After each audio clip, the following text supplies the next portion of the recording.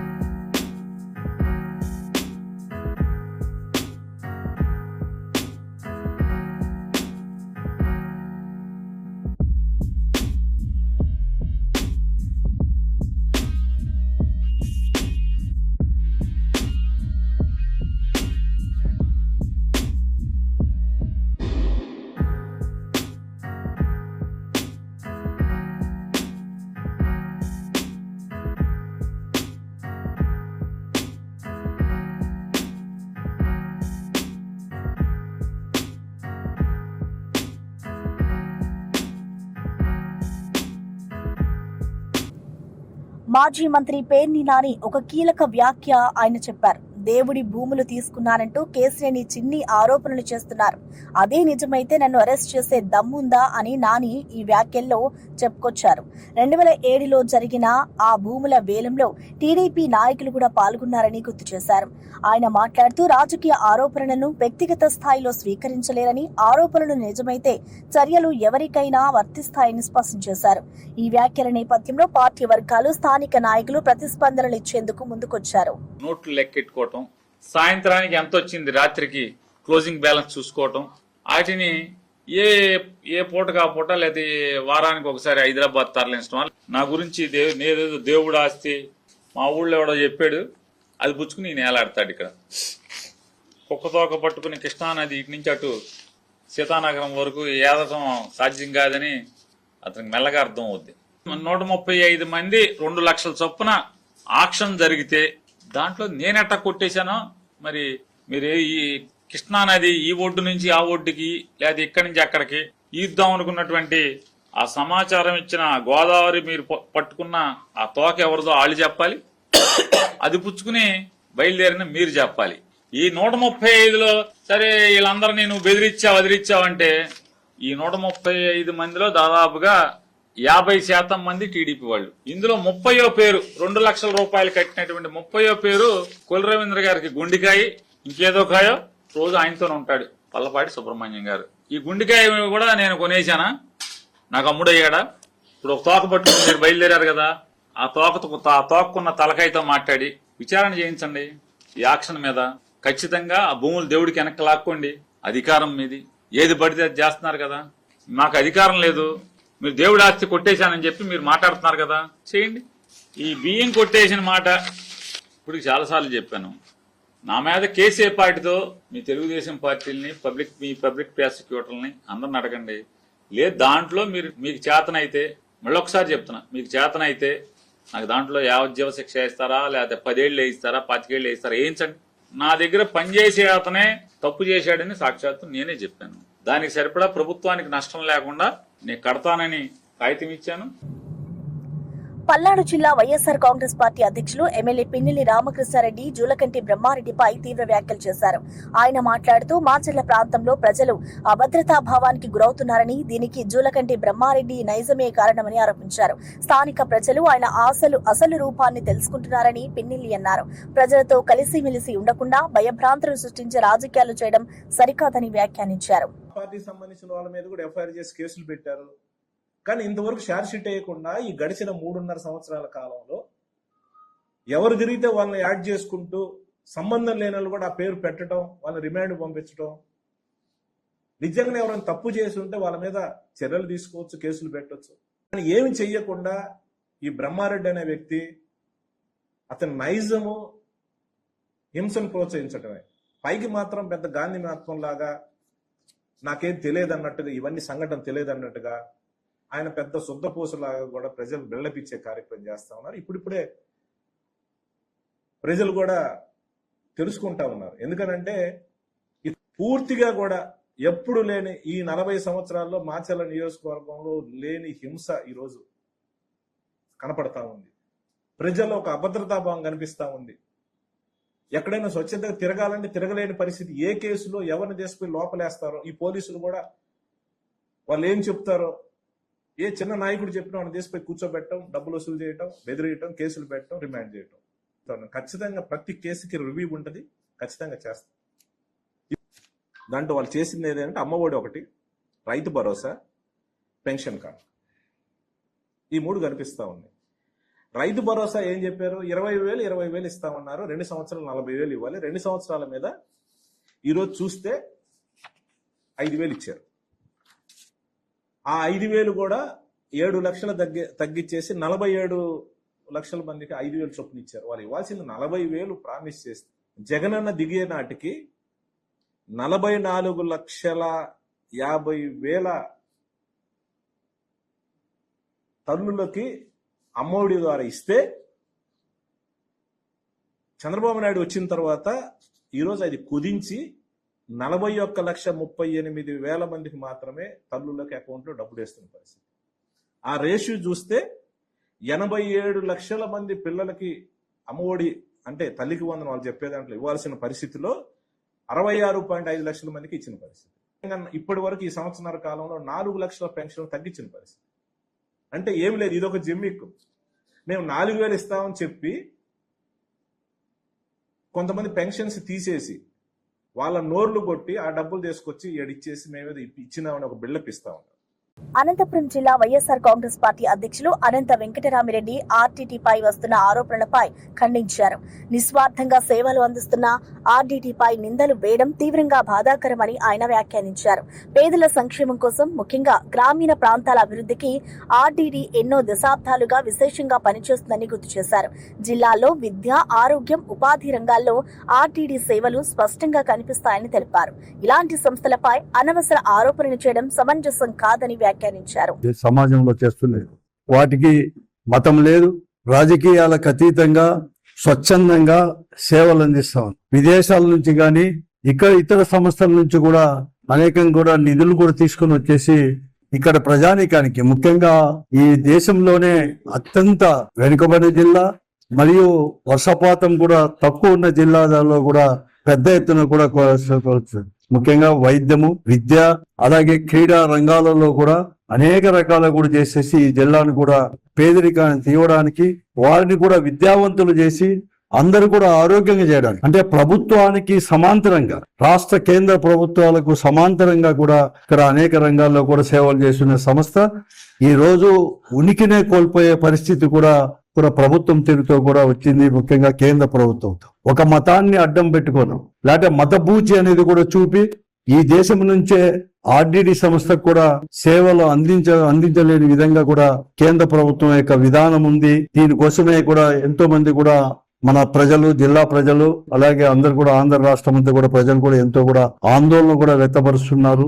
ఇప్పటికే కూడా వారందరూ కూడా భయాందోళనకు కూడా లోనే కూడా ఉంది. ఎందుకంటే ఈ జిల్లాలో సామాజిక వర్గాలకు కూడా అంతా సేవ చేసేదే కాకుండా వారిని గుర్తించి వారి పిల్లలు ఈ రోజు కూడా బాగా కూడా చదువుకున్నారంటే, చాలా ముందుకు పోయారంటే కూడా ప్రభుత్వంతో పాటు కూడా ఈ సంస్థ అనేది కూడా ముఖ్యం. వారిలో ఎంతో కూడా చైతన్యం కూడా కల్పించింది.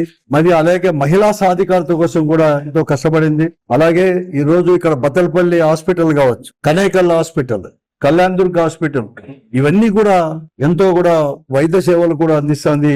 ఒక బత్తలపల్లి హాస్పిటల్లోనే సంవత్సరానికి వచ్చేసి మామూలుగా కూడా 8.5 లక్షల మంది కూడా అక్కడ అటెండ్ అయ్యి కూడా సేవలు కూడా తీసుకుంటున్నారు. పీనాగో చేసి దాని సేవలు కూడా ఎలాంటివో కూడా అందరూ కూడా తెలుసుకోవాల్సిన అవసరం. మరి ముఖ్యంగా కరోనా లాంటి పరిస్థితుల్లో ఇక్కడ అనేది కూడా ఎవరికి కాకుండా ఒక ప్రభుత్వానికే మార్గదర్శకంగా ఉండేటట్లు కూడా చాలా స్వచ్ఛందంగా కూడా ధైర్యంగా కూడా ఎంతో ఎఫెక్టివ్ గా కూడా చేసిన విషయం కూడా అందరికి కూడా తెలిసిన విషయం. అటువంటి సంస్థనే కేవలం కేంద్ర ప్రభుత్వం యొక్క ధోరణి అంటే FCRA పునరుద్ధరించుకోకుండా దానివల్ల సేవలు నిలిచిపోయే పరిస్థితి కూడా వచ్చింది. ఈ రోజు చాలా కూడా అన్ని సంఘాలు కూడా, ప్రజా సంఘాలు కావచ్చు, దళిత సంఘాలు కానీ, రాజకీయ పార్టీలు కూడా పెద్ద ఎత్తున ఆందోళన కూడా వ్యక్తపరుస్తా ఉంది. ఏప్రిల్ 21వ తేదీ బహిరంగంగా కూడా ముఖ్యమంత్రి గారికి కూడా వాటి ప్రాధాన్యత కూడా చేసి ముఖ్యమంత్రి గారికి కూడా చెప్పడం కూడా జరిగింది. బహిరంగ కూడా ఈ జిల్లాలో ఉండే ప్రజాప్రతినిధులందరూ కూడా మీ అందరూ కూడా వెంటనే కూడా దాన్ని పునరుద్ధరించడానికి పెద్ద ఎత్తున చొరవ చూపించాల్సిన అవసరం ఉంది. దీనిలో మీరందరూ ముఖ్యమంత్రి గారి పైన ఒత్తిడి తీసుకొని వచ్చేసి ముఖ్యమంత్రి గారి కదలిక తీసుకొని వస్తేనే ఇది సాధ్యమవుతుందని చెప్పేసి కూడా చెప్పడం జరిగింది. ఆ తర్వాత ఈ రాష్ట్ర ఫైనాన్స్ మినిస్టర్ కేశవ్ గారు మన జిల్లా ప్రజాప్రతినిధిగా కూడా, అలాగే ధర్మవరం ప్రాతినిధ్యం వహించి బతుకమ్మ పండుగ ఔన్నత్యాన్ని ప్రపంచానికి చాటి చెప్పాలని ఎక్సైజ్ మరియు పర్యాటక శాఖ మంత్రి జూపల్లి కృష్ణారావు పిలుపునిచ్చారు.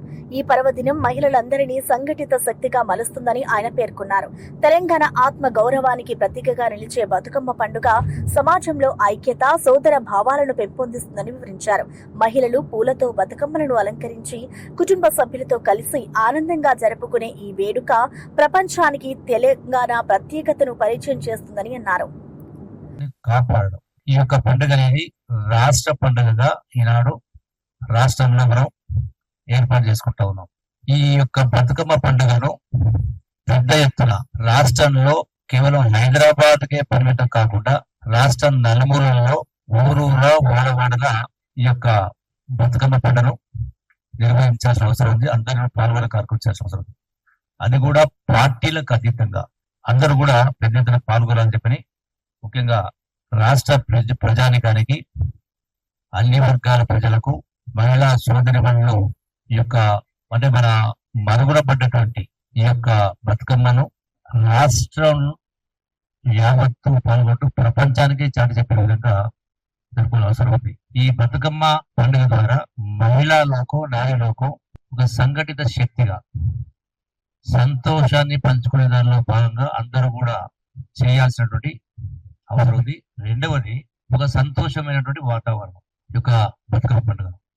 ఈ బతుకమ్మ పండుగను రాష్ట్రంలో 21 నుంచి 30 వరకు చేస్తా ఉన్నాం. ఇందులో 21 రోజున ఇనాగ్రేషన్ అంటే 1000 స్తంభాల గుడి దగ్గర ఇనాగ్రేషన్ చేసే కార్యక్రమం చేస్తా ఉన్నాం. తర్వాత 22 నుంచి 26 వరకు ప్రతి 2 జిల్లాల్లో ఒకరోజు చేస్తారు. దాని యొక్క వివరాలు కూడా మొత్తం కూడా మీడియాకి ఇవ్వడం జరుగుతుంది. అట్లాగే 27 నుంచి 30 వరకు హైదరాబాద్ లో కండక్ట్ చేసే ఏర్పాటు చేయడం జరుగుతుంది.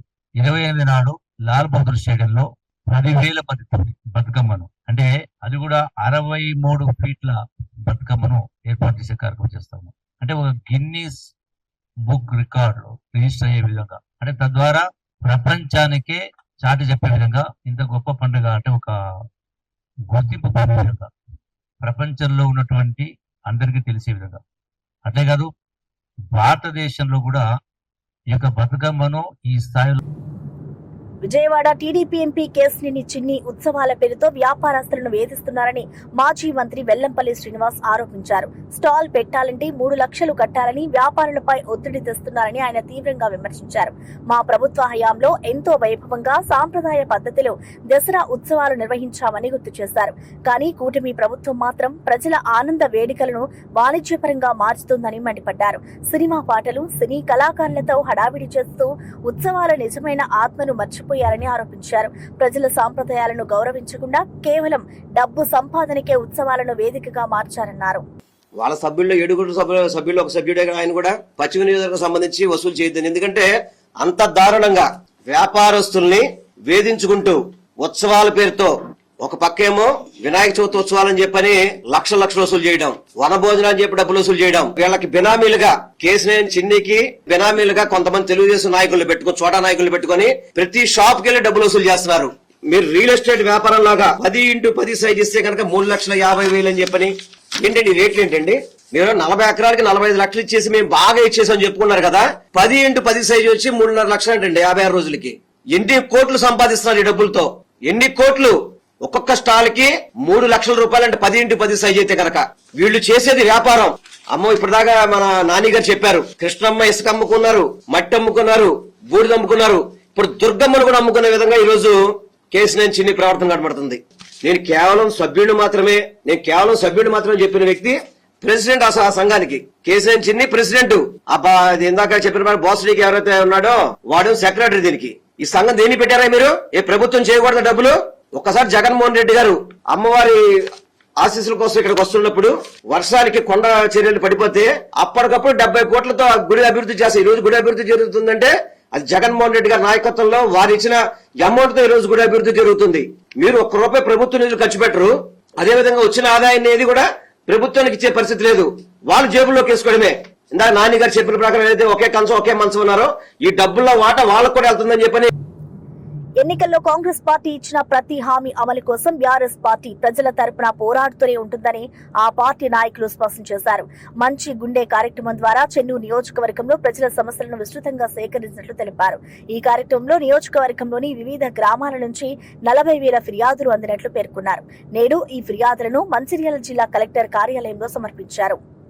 ఎస్సీ ఎస్టీలకు పెద్ద ఎత్తున మేలు చేస్తామని చెప్పి, వరంగల్లో రైతు డిక్లరేషన్ పేరిట రైతులకు చాలా మేలు చేస్తామని చెప్పి, కామారెడ్డిలో బీసీ డిక్లరేషన్ పేరిట బీసీలకు బాగా లాభం చేస్తామని చెప్పి, సరూర్ నగర్లో యూత్ డిక్లరేషన్ పేరిట తెలంగాణ యువతకు 2 లక్షల ఉద్యోగాలు ఇస్తాము, 4,000 నిరుద్యోగ భృతి ఇస్తామని చెప్పి అనేక రకాలైనటువంటి మాటలు చెప్పి మేనిఫెస్టోల్లో కూడా సంతకాలు పెట్టి ఇంటింటికి కార్డులు వంచి ఇవాళ అధికారంలోకి వచ్చిన తర్వాత దగ్గర 2 సంవత్సరాలు కావస్తా ఉంది.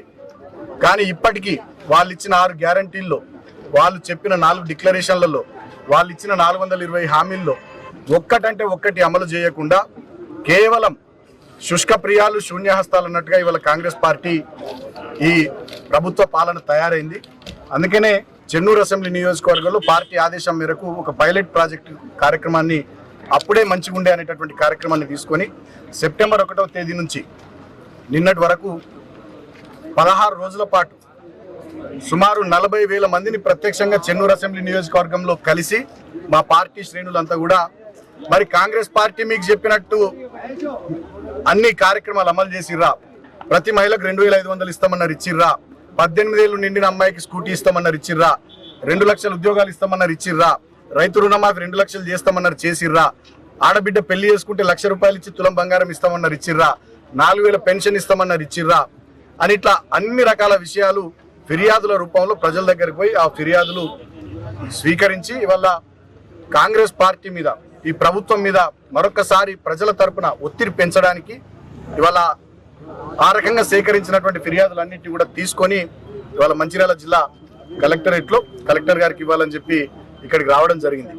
ఈ సందర్భంగా చెన్నూరు అసెంబ్లీ నియోజకవర్గంలోనే కాదు రాష్ట్ర వ్యాప్తంగా కాంగ్రెస్ ప్రభుత్వం ఒక్కటంటే ఒక్క హామీని నెరవేర్చకుండా, ఇల్లు కట్టిస్తామన్నారు ఇవాళ ఇల్లు కట్టిస్తలేరు, ఉద్యోగాలు ఇస్తామన్నారు ఉద్యోగాలు ఇస్తలేరు, అడిగిన వాళ్ళ మీద లాఠీ చార్జీలు చేస్తున్నారు, దాడులు చేస్తున్నారు, అక్రమ కేసులు పెడుతున్నారు. హైడ్రా పేరిట మొత్తం హైదరాబాద్లో పేదల ఇల్లు ఊలగొట్టి అల్లకల్లోలం చేస్తున్నారు. ఇవాళ రాష్ట్రం యొక్క పరిస్థితి చాలా అధ్వానంగా, రాష్ట్ర ప్రజల పరిస్థితి అగమ్య గోచరంగా తయారైంది. ఇటువంటి సందర్భంలో ప్రధాన ప్రతిపక్షంగా మేము ఈ ప్రభుత్వాన్ని డిమాండ్ చేస్తూ ఉన్నాం. మీరు ఇచ్చిన 6 గ్యారంటీలు, 420 హామీలు, చెప్పిన 4 డిక్లరేషన్లు, వాటన్నిటిని పూర్తి స్థాయిలో మీరు అమలు చేయాలి. ఇప్పటిదాకా ప్రజలు కూడా ఓపిక పట్టిర్రు.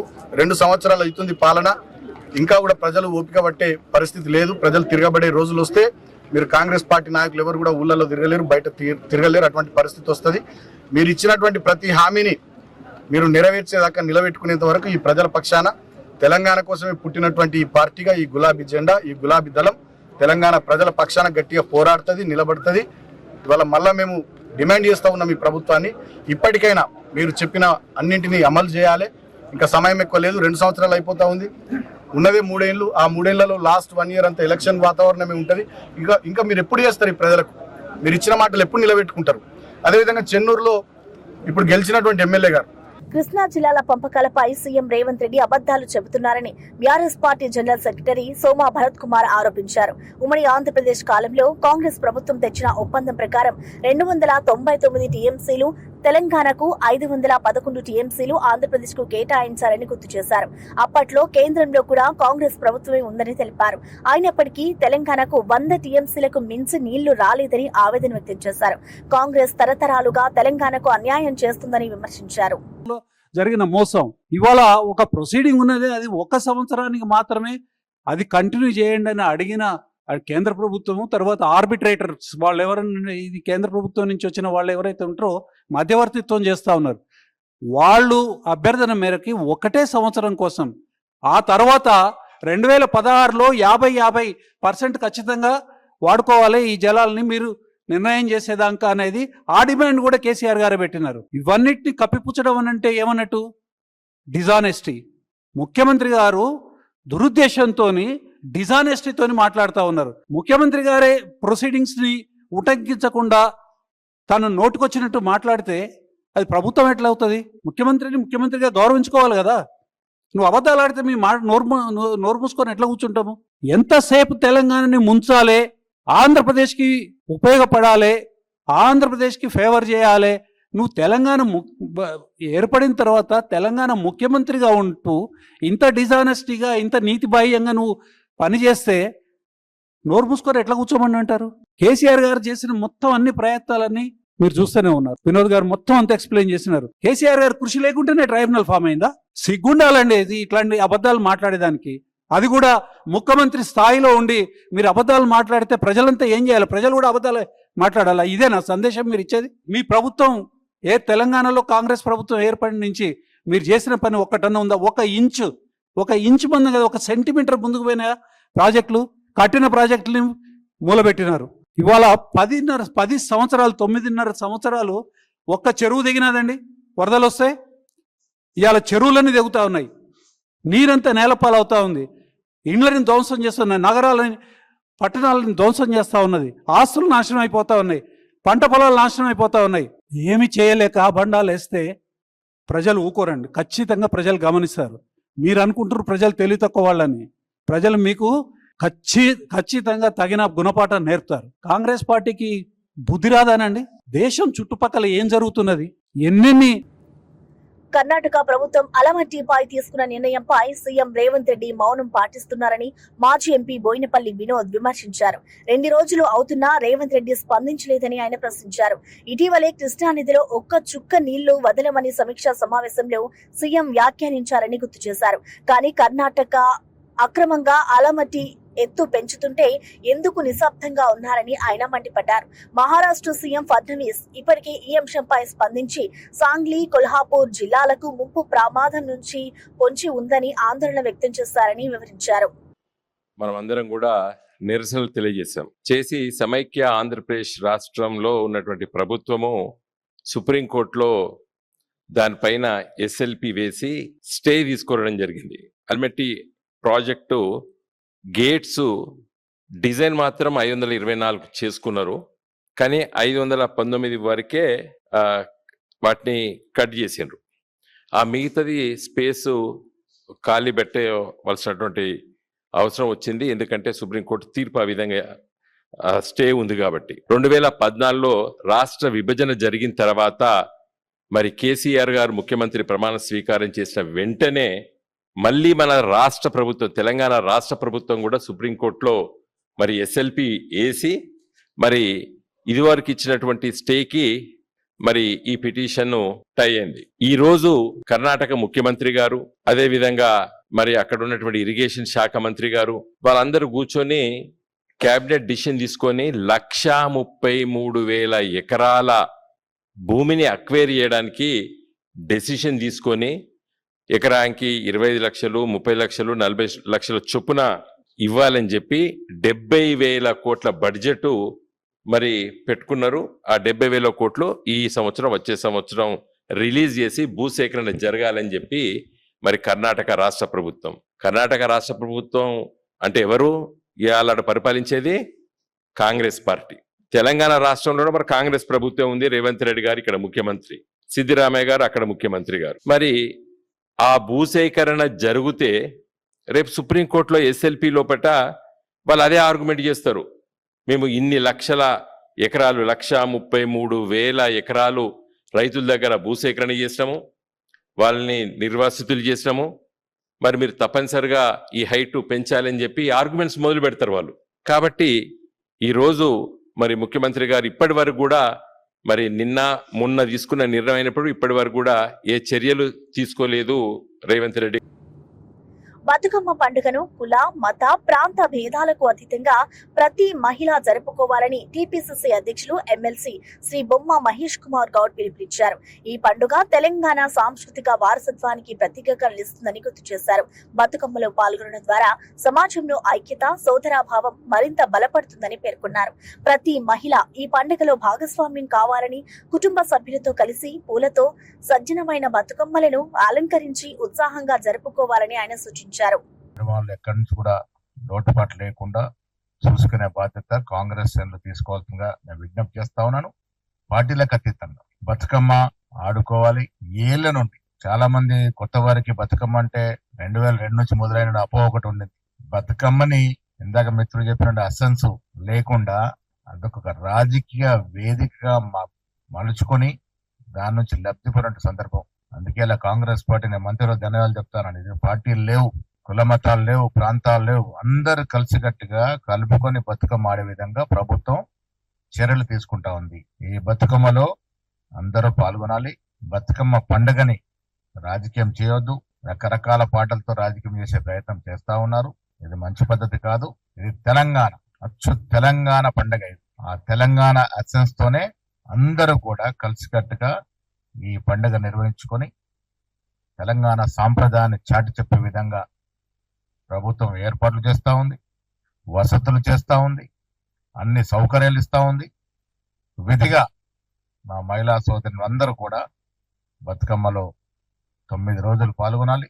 ఫైనల్ డే రోజు ఉత్సవంలో కూడా మీరందరూ పాల్గొనాల్సిందిగా నేను విజ్ఞప్తి చేస్తా ఉన్నాను. మా హనుమంతరావు గారు ఏళ్ల తరబడి నుంచి బతుకమ్మ కుంట గురించి మాట్లాడుతా ఉన్నారు. వారి గురించి మీకు తెలిసింది. చిన్న ఎక్కడ అయిందంటే ఉరికెత్తిపోయి ఆ సమస్య మీద పడి ఈ వయసులో కూడా పోరాటం చేసే తత్వం ఉంది. ఇలా బతుకమ్మ కుంట మళ్ళా ప్రభుత్వం ఆధీనమై బతుకమ్మ కోసమే కేటాయింపు జరిగింది అంటే దాంట్లో ముఖ్యమంత్రి గారితో పాటు హనుమంతరావు గారి పాత్ర గణనీయంగా ఉంది. 10 ఏళ్లుగా మీరు చూశారు, ఆస్తులు, కుంటలు, బతుకమ్మ కుంటలు అంటే ఎన్నో చెరువులు అన్యాక్రాంతం అయిపోయినాయి, ఆక్రమణ గురైపోయినాయి. దాని కారణంగానే దూరదృష్టితో ఇవి అప్డేట్స్ చూస్తూనే ఉండండి.